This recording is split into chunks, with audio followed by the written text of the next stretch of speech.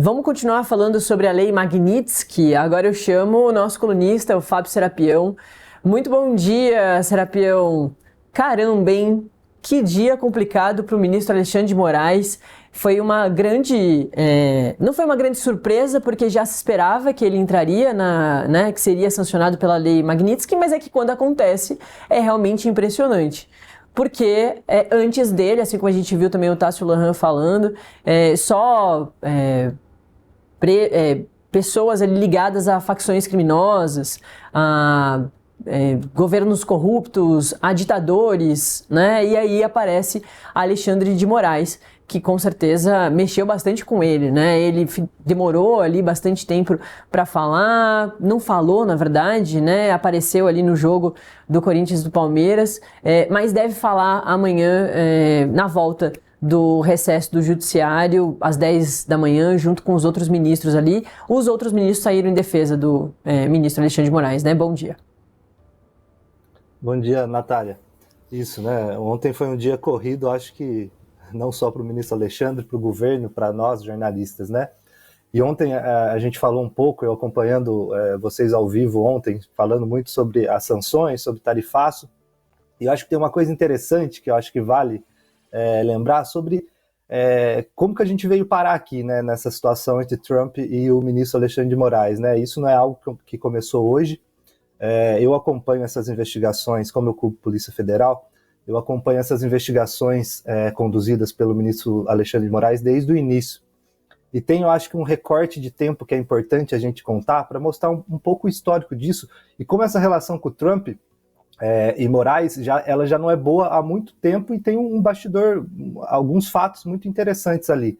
Para a gente só relembrar, Natália, 2020 o Trump perde a eleição nos Estados Unidos, né? Assim como depois aconteceu com o Jair Bolsonaro, meio que não aceita o resultado. Tem todas aquelas movimentações nos Estados Unidos que resultam naquele 6 de janeiro deles, né? Aquela invasão ao Capitólio, enfim. Isso 2021. 2021 é o mesmo ano que depois o Jair Bolsonaro começa com aquela ofensiva dele contra as urnas. Se a gente lembrar aí, o Jair Bolsonaro já vinha na mira ali da Polícia Federal, o grupo dele, no inquérito dos atos antidemocráticos, mas a partir de 2021 ali começa o inquérito das milícias digitais. Essas milícias digitais que seriam esses grupos organizados na internet que serviriam para espalhar essas narrativas desse grupo bolsonarista, né? E a partir de 2021, eles começam a mirar nas urnas eletrônicas, o que a gente já vislumbrava ali que seria para contestar as eleições. E ali em 2021 já começa um pouco a mostrar como Trump e Moraes já começam a entrar um pouco um na mira do outro. Em setembro de 2021, ali, se voltar um pouco antes de setembro, em julho, o Bolsonaro tinha feito aquela live para atacar as urnas, que naquele momento foi o pior ataque dele contra as urnas, e na denúncia da PGR pela trama golpista, ela coloca ali como isso foi o início, né? Em seguida teve aquela outra live dele que ele vazou aquele suposto inquérito do TSE, que teria o ataque hacker, enfim. Isso ali entre julho e agosto. Em setembro, pouco antes, na época daquele 7 de janeiro, que ele foi para Paulista, gritou ali com o Moraes, teve um ex-assessor do Trump, o Jason Miller, que veio para o Brasil participar de um evento organizado pelo Eduardo Bolsonaro. Eduardo Bolsonaro, filho do ex-presidente, que está lá nos Estados Unidos atuando nessas sanções contra o Moraes. E o Moraes, ele pede para que esse cara fosse ouvido. A Polícia Federal aborda esse Jason Miller no aeroporto, aqui em Brasília. Esse cara é ouvido e já mostra ali que os policiais, a Polícia Federal, está entendendo que o que tinha ocorrido no Capitólio poderia acontecer aqui. Um dos motivos dele ser ouvido foi justamente para saber o que ele estava fazendo aqui no Brasil. E nesse pedido e nessa investigação onde ele foi ouvido, a Polícia Federal já tinha colocado ali que esse grupo do Bolsonaro atuava nas redes como milícias digitais, um pouco no formato do que defendia um outro aliado do presidente Trump, que é o Steve Bannon. Então a Polícia Federal já tinha ali uma visão, os investigadores desse inquérito das milícias, que o que tinha acontecido no Capitólio poderia acontecer no Brasil. Aí vem 2022, tem tudo que a gente sabe da eleição, tem tudo que a gente sabe das bloqueios de rodovias no dia da eleição, a questão dos ônibus. Bolsonaro sai, não vou passar a faixa.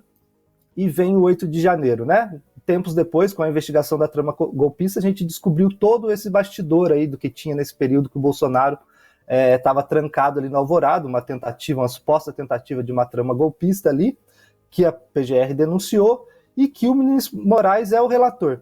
Então a gente tem ali, enquanto isso, vale lembrar, nos Estados Unidos, o pessoal do Capitólio, aqueles que invadiram foram punidos e tal, mas a pessoa que estava por trás disso, que é o presidente Donald Trump, ele volta para o poder. Então o Moraes ali teve um período de calmaria na relação com os Estados Unidos quando o Trump não estava no poder, mas ele volta para o poder, né? Então eu acho que essas medidas, essas sanções têm muito também, não só de uma questão política, mas de um Trump que sabe que passou por isso lá nos Estados Unidos, com essa investigação batendo na porta dele, e vê o Jair Bolsonaro com essa investigação que bateu muito na porta dele, né, Natália? Várias buscas na casa do ex-presidente, uma nova tornozeleira agora, e tem um agravante que depois que o Trump entra, o Moraes continua dando decisões contra Twitter, a atual X, quando o Elon Musk ainda era um aliado do Trump, contra o Rumble. Então eu acho que tem essa parte histórica dessa relação do Moraes com o Trump, que está dentro desse cenário aí, desses grupos políticos que é muito parecidos, que são os bolsonaristas e os trumpistas, nessa atuação de redes, nessa disseminação de notícias em rede, notícias que aqui no Brasil a gente viu que muitas vezes são fraudulentas, são notícias falsas, são notícias que visavam atacar as urnas eletrônicas e o processo eleitoral brasileiro. Então eu acho que essas sanções que a gente viu ontem, esse ânimo do presidente Trump em empregar essa lei e atuar contra um juiz, né, em um país que não é uma ditadura, em um país que não tem as suas instituições comprometidas, mostra uma questão muito pessoal do Trump, né, em relação a ele, o grupo político dele, e essa proximidade com o Bolsonaro e o grupo político dele, não só a proximidade política, como a proximidade de forma de atuação, né? A Polícia Federal, o Brasil, a Polícia Federal e o Brasil, as instituições brasileiras, Natália, aqui no Brasil, elas deram uma resposta para essa atuação dessas milícias digitais, e está sendo uma resposta dura, né? Uma resposta que resultou em denúncia, pode resultar numa condenação ao Jair Bolsonaro, e nos Estados Unidos a gente não viu tanto quanto aqui. Então, eu acho que esse bastidor é interessante para a gente entender como a gente chegou aqui, Natália. Será? Porque lá nos Estados Unidos, essas manifestações lá no Capitólio tiveram inclusive mortes, né? Aqui a gente não teve mortes, mas teve uma destruição muito grande dos patrimônios dali, com situações muito deploráveis, né? De pegar as togas dos ministros, enfim, e outras coisas bem absurdas. Mas aqui no Brasil, as pessoas estão sendo punidas e as autoridades, né? O que Jair Bolsonaro e a turma dele ali toda, que está sendo investigada, mais de 20 réus, 30 réus na trama golpista aí, que o julgamento deve ser marcado para setembro.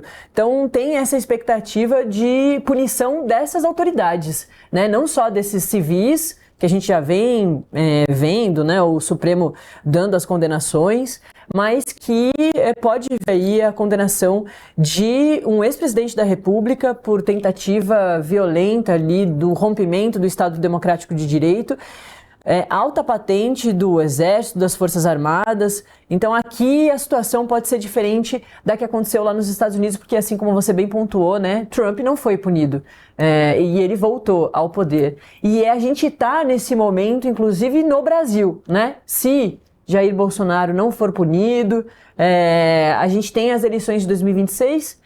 Claro, ele está inelegível até 2030, né? Então ele efetivamente não. Mas um herdeiro político pode seguir ali com o legado dele. Então tem essa diferença mesmo, que é bem importante que você pontuou, que aqui pode ser diferente. Mas, Serapião, também tem essa questão na agressividade do Trump ao Brasil, justamente porque aqui está sendo diferente, né? O Jair Bolsonaro está aí nessa relação tão complexa com aí o ministro Alexandre de Moraes, que pode ser condenado. Então tem uma reação violenta também, talvez extremada, do Trump, porque aqui pode realmente acontecer alguma coisa com esse que para ele está sofrendo uma perseguição, né? Uma caça às bruxas.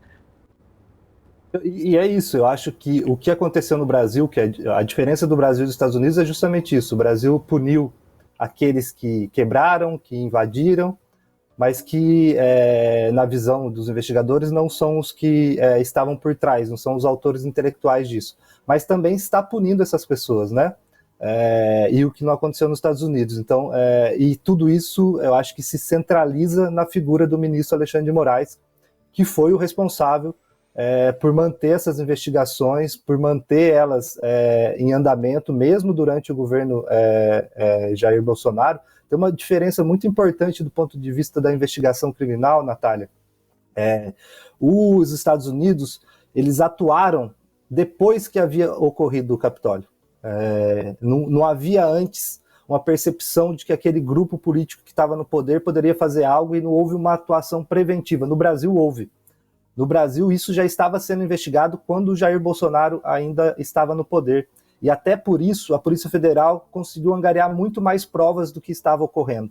A Polícia Federal sabia, eu mesmo escrevi isso lá no início de 2021 ou 2022, que a Polícia Federal via o inquérito das milícias digitais separo para a atuação golpista do Jair Bolsonaro, caso ele perdesse a eleição. Então, a Polícia Federal,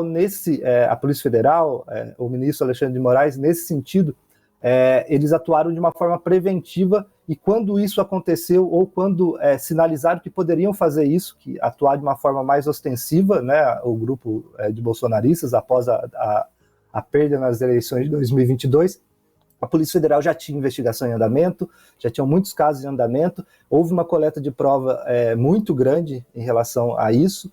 Houve até um dos integrantes do grupo, o Mauro Cid, que resolveu falar o que sabia, e com isso a Polícia Federal conseguiu angariar muitas provas que serviram depois para a Procuradoria-Geral apresentar a denúncia, e é esse julgamento que a gente está acompanhando, está previsto para se encerrar, ou pelo menos começar a sua reta final em setembro, né, Natália? Então, eu acho que essa é uma diferença grande entre os Estados Unidos e o Brasil, e acho que, nesse caso, é uma diferença positiva para o Brasil e para as instituições, mostram como as instituições brasileiras funcionaram nesse período, mas eu acho que isso também causou, no presidente Trump e no grupo dele, uma sensação de que, olha, se não aconteceu aqui, por que vai acontecer lá? Eu acho que um pouco dessas sanções, um pouco do que está acontecendo com o Moraes, é relacionado a isso, e por causa de todo esse histórico que eu já contei, desde Jason Miller, desde que a PF coloca o ideal desse movimento bolsonarista muito atrelado ao ideal defendido por Steve Bannon, que era foi um assessor ali, era um cara que era meio que a cabeça do Trump no primeiro mandato, né?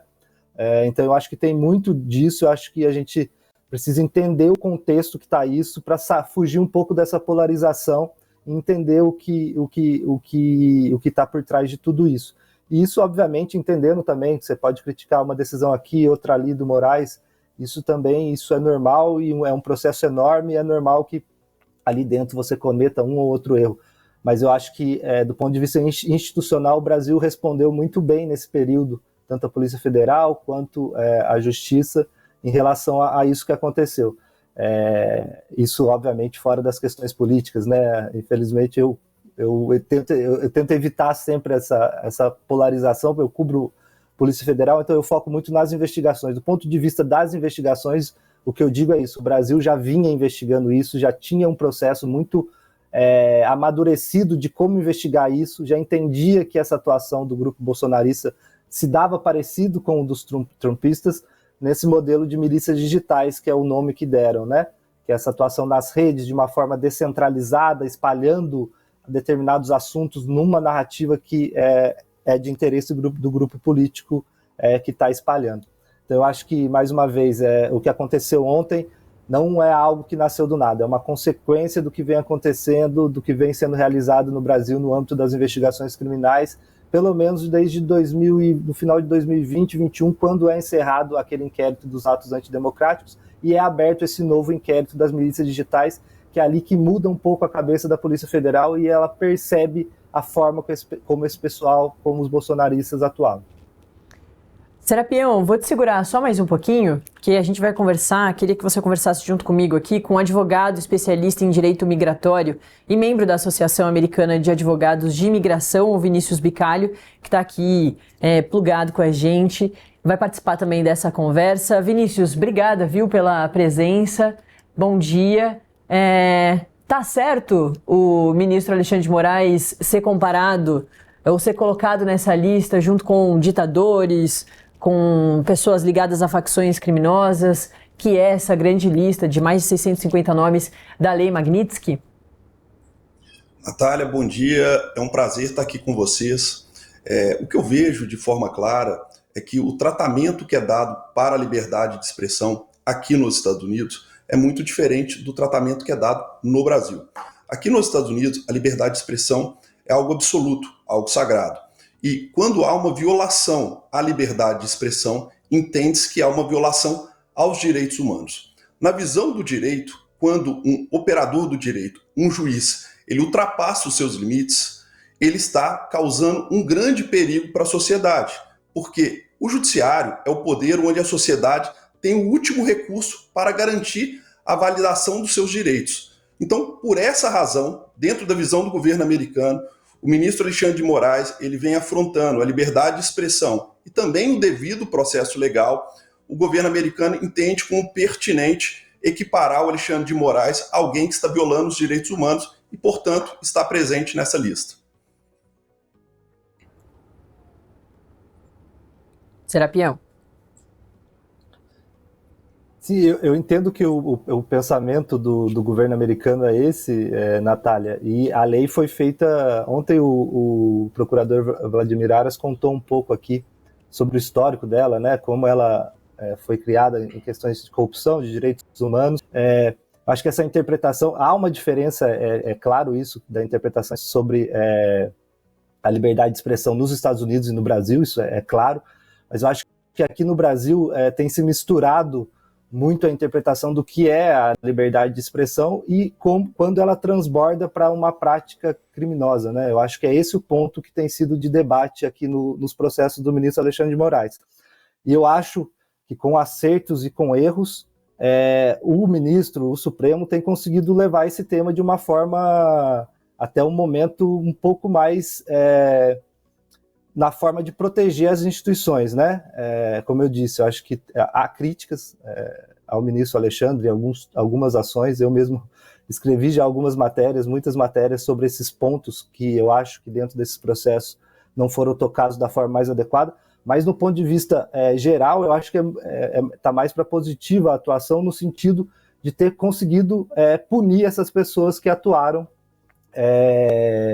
de uma forma a levar uma narrativa a resultar em ações concretas contra as instituições, em especial o Supremo.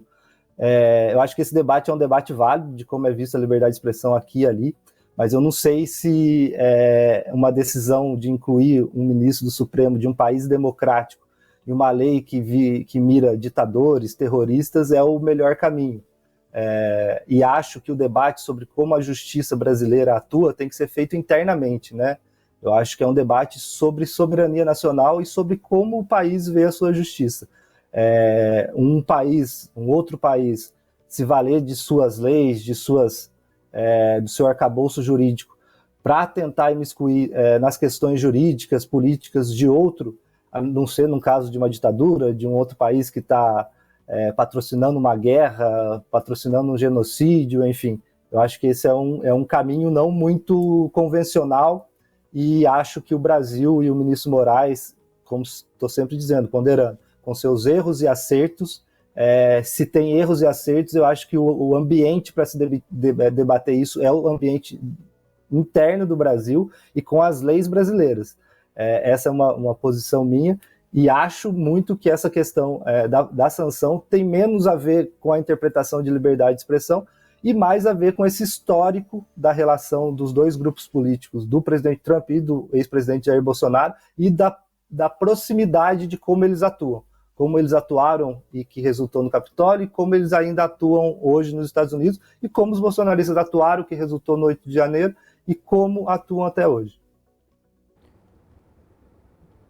Na minha visão, o que está acontecendo é que o ministro Alexandre de Moraes, ao invés de ele usar dos recursos que são disponíveis no ordenamento jurídico brasileiro, como crimes de calúnia, injúria, difamação, ele age preventivamente, silenciando pessoas que emitem opinião que não estão ao seu contento. Na visão do direito americano, o uso da lei Magnitsky é, de fato, um exercício do direito americano e da soberania americana, tendo em vista que as decisões silenciaram cidadãos americanos, infringiram regras americanas e também residentes legais nos Estados Unidos. Então, da mesma forma que o Brasil tem o direito de aplicar as suas leis dentro do seu território, e muitas vezes o próprio ministro Alexandre de Moraes aplicava a lei e tentava fazê-la cumprir sem o uso do devido processo legal, encaminhando decisões a serem cumpridas por e-mail, o que é uma aberração jurídica. Nós também temos o entendimento que o governo americano tem o direito de aplicar a sua lei, que foi aprovada, inclusive, pelo presidente Obama, totalmente dentro do contexto legal dos Estados Unidos, tendo em vista que as decisões do ministro Alexandre de Moraes, elas afetam também cidadãos americanos. Então, essa questão da soberania, todos os países são soberanos e todos os países têm o direito de aplicar a sua lei. A grande questão é que a forma que o ministro Alexandre de Moraes vem agindo, não existe mais freio dentro do ordenamento jurídico brasileiro. Eu acho que a aplicação da lei Magnitsky, ela, de alguma maneira, ela confessa o fracasso das instituições brasileiras em tentar frear o Alexandre de Moraes, tendo em vista que não existe em muitos processos que ele está julgando a possibilidade de revisão. Ele está avocando medidas e casos que estão fora dos seus limites constitucionais. Então, o uso da lei Magnitsky é, de fato, um recurso externo para frear um ministro do Supremo que, infelizmente, as instituições brasileiras não mais conseguem regular. Então, é lamentável a gente, como eu sou um cidadão americano e um cidadão brasileiro, eu lamento muito por um país como o Brasil estar passando por isso e a gente não sabe onde isso vai parar. Vinícius, o ministro Alexandre de Moraes pode recorrer de alguma forma? Como ele pode fazer a defesa dele? E, claro, numa situação dessa que envolve um governo todo, como o governo brasileiro, né, pode defender o ministro da Suprema Corte? Na verdade, Natália, a decisão ela é pessoal, ela não é uma decisão contra o Brasil, é uma decisão contra a atuação do ministro Alexandre de Moraes, isso tem que ficar bem claro. Obviamente, mais pessoas podem ser incluídas, mas a lei Magnitsky, ela tem sanções pessoais. O ministro Alexandre de Moraes, ele pode fazer um pedido de reconsideração para o Departamento do Tesouro, ele pode também pedir uma reconsideração ao presidente Trump e ele pode tentar uma anulação da medida através do judiciário americano, que garante a ele todo o devido processo legal. Se ele tiver um entendimento que a lei está sendo usada fora dos limites, como foi colocado, talvez ele esteja sendo considerado alguém que viole direitos humanos, e ele entende que ele não tem esse tipo de violação, ele terá a possibilidade de fazer a comprovação de que a aplicação da lei está fora dos seus limites e pedir a anulação da aplicação. O judiciário americano vai fazer essa avaliação. E ele pode ser retirado? Sim, ele pode ser tirado mediante uma reconsideração ou através de uma anulação através do judiciário americano. Perfeito. Tá certo, a gente conversou com Vinícius Bicalho, advogado especializado em direito imigratório. Muito obrigada, viu, Vinícius? Até uma próxima oportunidade. Obrigado a vocês. É isso, né, Serapião? A gente tem que ouvir todos os lados porque é muito importante que a gente entenda também todos esses lados, né? O que cada um justifica para a gente conseguir compreender toda essa movimentação que é uma situação inédita aqui para o Brasil e para uma figura dentro, né, do nosso sistema democrático, que é o ministro Alexandre de Moraes. Eu gostei muito de um ponto que você falou dos americanos, né? E claro, a figura do presidente Donald Trump, de achar que se não aconteceu aqui nos Estados Unidos, por que vai acontecer no Brasil? E é importante a gente reforçar que os Estados Unidos se mostram, né, como a maior democracia do mundo. Então também acho que está bem por aí nesse sentido de tudo que você trouxe e do entendimento do Trump em fazer esse tipo de não sei se perseguição é uma boa palavra, porque ele vem usando, né, essa palavra contra o ministro Alexandre de Moraes, mas um foco, uma atenção forte, né, em figuras como o ministro Alexandre de Moraes, e é isso, o Vinícius falou, né, que pode não ser só ao ministro Alexandre de Moraes, também tem essa expectativa de outros ministros, e o próprio Scott Bessent ali na sanção, né, da Lei Magnitsky para o ministro Alexandre de Moraes reforçou que qualquer figura próximo ao ministro Alexandre de Moraes, que concorde com ele, que assine embaixo nas decisões dele, também deve ser sancionado na Lei Magnitsky.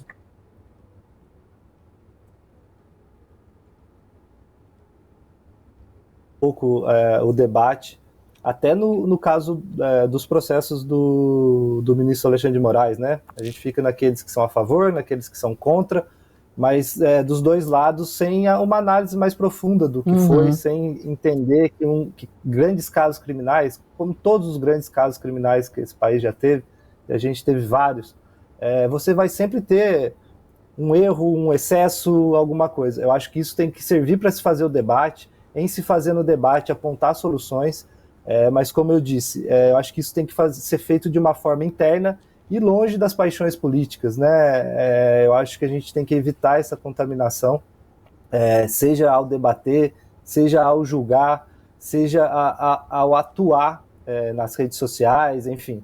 Eu acho que o Brasil tem, enquanto país, e a população brasileira tem sofrido também por causa dessa polarização e por causa de tudo que está acontecendo ao longo desses processos conduzidos pelo ministro Alexandre de Moraes, mas isso tem que ser analisado dentro desse contexto do que foi feito de bom também, né? Do que estava acontecendo, dessa investida que houve, e ela é factual, ela foi noticiada pela imprensa, todo mundo estava vendo os ataques às urnas, que depois nos próprios depoimentos no processo da trama golpista, os denunciados disseram que não tinham provas, que não era verdade, que tinha fragilidades, mas isso ficaram 2 anos falando no sentido contrário, atacando, fazendo live.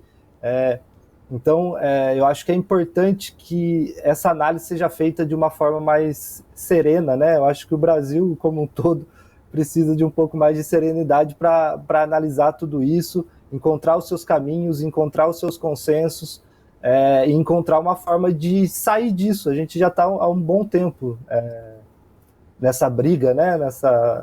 Em tudo isso que a gente está vendo. Então, eu, enquanto cidadão e jornalista, o que eu acho é isso. A população tem que acompanhar os casos do Moraes, tem que criticar o que acha excesso, tem que acompanhar, mas tem que ver o que de positivo está sendo feito, né? Eu odeio comparar coisas, mas eu cubro dezenas de operações policiais. Todas essas, quando envolvem pessoas de renome, políticos poderosos, grandes empresários, todas essas, em algum momento, elas entram nessa disputa, nessa polarização. É uma perseguição, não, tem que punir mesmo, porque é isso ou aquilo. Eu acho que a gente deveria parar um pouco de ver isso e ver do ponto estritamente jurídico. O que, do ponto estritamente jurídico, foi feito da forma correta, o que foi feito da forma incorreta, o que foi feito da forma incorreta tem como corrigir, merece punição por ter feito incorreto. Eu acho que é esse debate que a gente tem que fazer, e quando eu defendo que seja feito internamente, é porque eu acho que é o país que vai encontrar a sua solução. Não é outro país impondo qualquer tipo de sanção ou qualquer tipo de coisa em relação ao Brasil e aos seus cidadãos e aos seus políticos, juízes. Eu acho que não é esse o caminho. Eu acho que o caminho é um caminho interno de discussão sobre, primeiro, que país a gente quer ser, né? Entendo isso como norte, como a gente chegar até lá, e fazendo um debate sobre as nossas instituições, como a gente acha que elas têm que funcionar. Eu acho que é esse o caminho, né? A gente está muito numa discussão vazia sobre nós, eles, isso, aquilo, é verdade, é mentira, e a verdade nesse momento está ficando bem longe, eu acho. Então, quando eu trago esse bastidor aí, esse bastidor não, esse histórico, esse entrevero entre Trump e Moraes, no sentido de que eu acho que é a história que mostra o futuro, né? Entendendo o que se passou, o que está se passando, que a gente vai conseguir construir algo melhor. E eu acho, e fico muito tranquilo para falar, porque é isso, eu já dei matérias com críticas duras, algumas decisões do ministro Moraes, assim como também dei dezenas, centenas de matérias sobre coisas positivas que foram feitas nessas investigações. Então, fico muito tranquilo para falar nesse sentido, de que acho que qualquer problema que a gente acha que tenha nesses casos do Moraes, eu acho que eles devem ser debatidos internamente, ou então acionando as instâncias jurídicas no exterior, né? A gente tem aí as cortes internacionais, essas cortes de direitos humanos, que podem recorrer, qualquer um pode recorrer. Então, eu acho que é o caminho do devido processo legal, porque estamos num Estado democrático de direito. Então, eu acho que não há outra disso. Muito bom, a gente ouviu o Fábio Serapião, nosso colunista, que cobre Polícia Federal há um bom tempo, que trouxe esse histórico da treta entre o Trump e o Moraes e também, claro, das proximidades e das diferenças entre essas tentativas, né, de rompimento do Estado Democrático de Direito que estão acontecendo ou que aconteceram nos dois países. Obrigada, viu, Serapião? Até. Tchau, tchau. Agora a gente vai falar